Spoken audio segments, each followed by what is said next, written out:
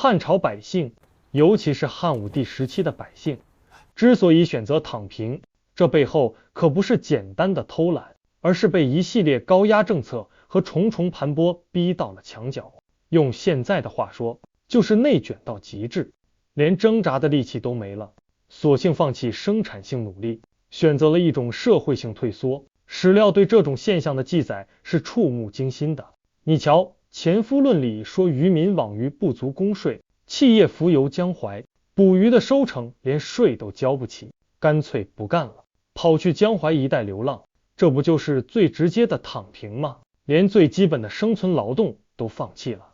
再看《盐铁论》，直接点名武帝时期田渔重税，老弱转死沟壑，壮者散之四方。不仅税重，生活成本也高得离谱，结果就是老弱病残，活活饿死在路边。壮年人为了活命，只能四散逃亡，成了流民。《汉书》也印证了这一点，关东流民200万口，这哪里是流民，这简直是当时的特种兵啊！被逼无奈，不得不走上流亡之路。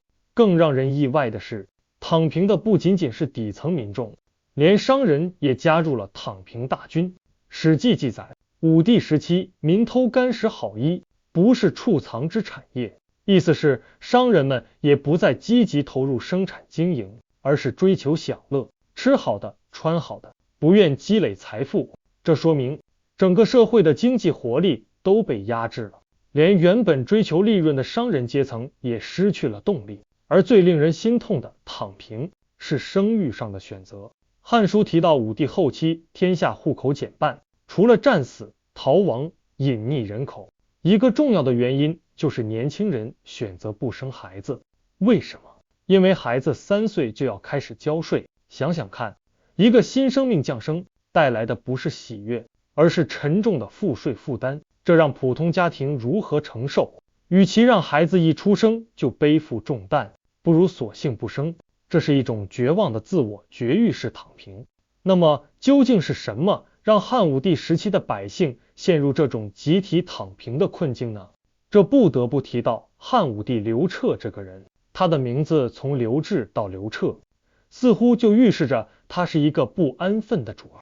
他爷爷和父亲奉行无为而治，把国家治理的国库充盈，百姓安居乐业。然而刘彻瞧不上这种只知道搞女人的治国方式，他觉得自己通达天地，要干一番翻天覆地的大事业。于是刘彻开始了东征西讨，北击匈奴，南灭百越，东并朝鲜，西通西域的宏大征程。这些军事行动确实扩大了汉朝的版图，也奠定了中华民族的疆域基础，但代价却是极其高昂的，动辄几十万上百万的民夫被征用，国库的积累被迅速消耗殆尽。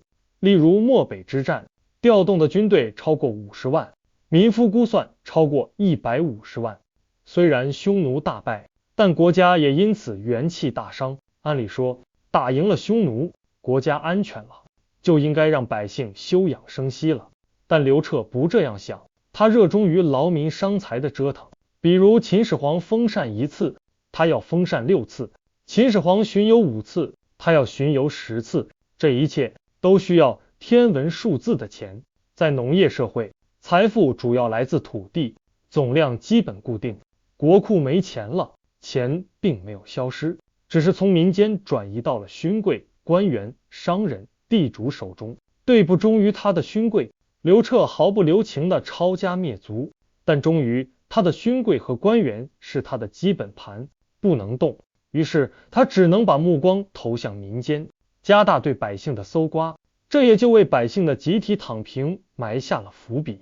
公元前120年，汉武帝重新启用法家思想，重用桑弘羊等人，开启了一系列疾风骤雨般的敛财政策。军书平准，朝廷直接经营大宗物资买卖，比如丝绸、粮食等，在各郡设置军书官，垄断市场，直接催生了一批门阀世家。表面上是国家赚钱，实际上是利用权力为少数人谋利。盐铁官营，朝廷直接垄断盐、铁、酒等暴利行业，商人必须购买特许凭证才能经营。这种空手套白狼的方式让朝廷赚得盆满钵满，也催生了一批新的世家门阀。比如桑弘羊自己家就是著名的大盐商、大酒商，算民告民，这是对中产阶层的一次精准收割。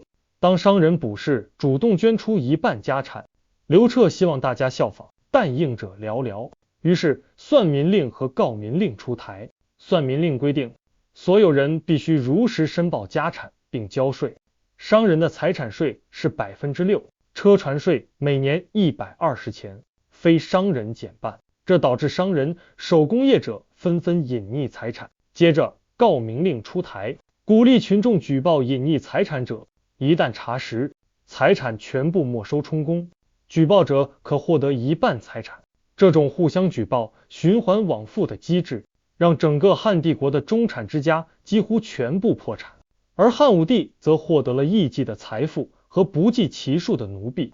讽刺的是，当刘彻搞盐铁官营和军书平准时，小商人和手工业者幸灾乐祸；当他搞算民告民时，底层农民又幸灾乐祸。刘彻深知中国老百姓看热闹不嫌事大的心理，只要别人比自己惨就是晴天，于是他变本加厉，加倍征收口钱和算赋。口钱和算赋是人头税。文景时期，714岁的未成年人每年20钱，1456岁的成年人每年40钱。刘彻时期，口钱的起征年龄下调到3岁，每人每年增加3钱，对成年人的征收额度更是直接提高300%。这意味着什么？文景时期百姓辛苦一辈子，也只能勉强温饱。现在税率提高300%之后，百姓的生活更加难以为继。汉书记载，当时出现了生下孩子就杀掉以及人相食的惨剧，这是多么绝望的画面！在这一连串的组合拳之下，世家门阀凭借着与朝廷的密切关系，反而过得更加逍遥。因为百业凋零，人工更加便宜，大批百姓被迫为奴为婢，世家门阀的日子反而更好了。而普通商人、手工业者和底层农民则彻底被压垮，劳动积极性一落千丈，被逼无奈选择躺平，要么及时行乐，吃喝玩乐，因为攒钱也没用，迟早被收割；要么自我绝育，不再生孩子；要么干脆卖身为奴为婢，至少可以有口饭吃。就这样，到了汉武帝晚年，百姓集体躺平，天下户口减半，大汉王朝的繁荣也开始走向衰落。所以汉朝百姓选择躺平，不是他们懒惰，而是整个社会体系对他们的压榨达到了极致。当付出与回报严重不成正比，甚至付出越多，失去越多的时候，躺平就成了他们最后也是最无奈的反抗。这种躺平其实是对一个高压剥削体制的无声控诉。你觉得，如果生活在那个时代，你会选择哪种方式躺平呢？今天这个话题我就暂时说这么多。如果您有不同的看法或者建议，记得留言告诉我。欢迎订阅我的频道，我是胖僧，谢谢大家。